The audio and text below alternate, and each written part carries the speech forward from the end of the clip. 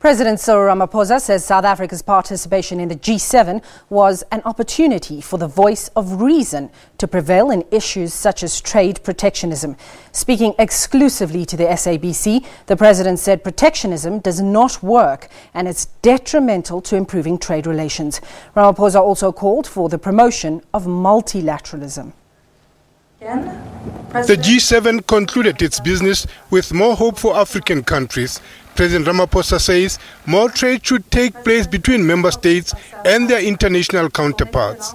In the main, I think they covered a lot of important areas that can have an impact on the economy of the world. For us who participated in the outreach program, we found all the G7 members reaching consensus with us on the need for all of us to work together to look after our oceans, to ensure that there's less debris in our oceans, because that endangers not only the fish species, but also has a negative impact on employment, negative impact on just the quality of life of human beings. He also raised concerns over risks of escalating protectionism. Protectionism does not work.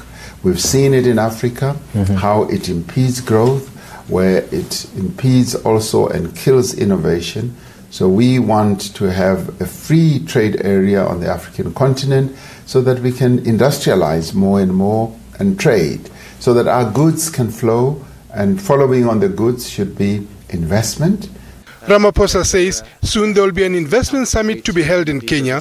This emerged in the discussion with his counterpart in Kenya, President Uhuru Kenyatta. I was also able to have a meeting with President Kenyatta, just right now on a bilateral basis, and we've agreed that we're going to promote investment.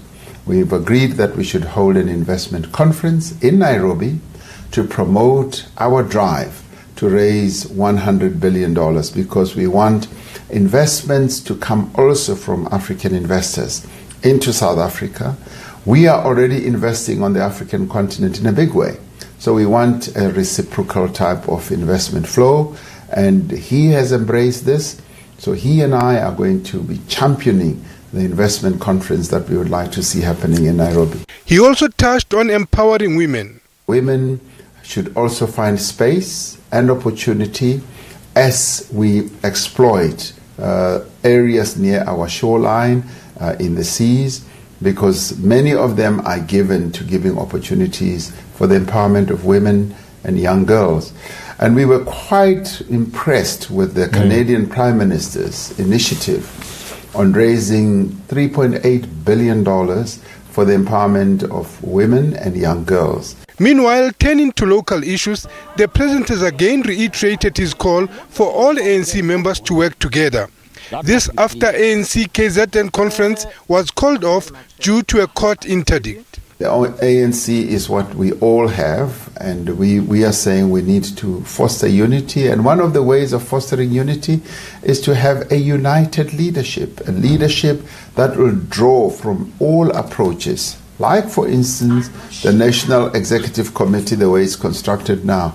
It is a National Executive Committee of the ANC that has drawn from all approaches, so that in the end, the winner-takes-all approach should be seen as not being the most efficacious type of way to go forward. The president is expected to arrive back in the country on Monday. Lehana Tsotetsi, SABC News.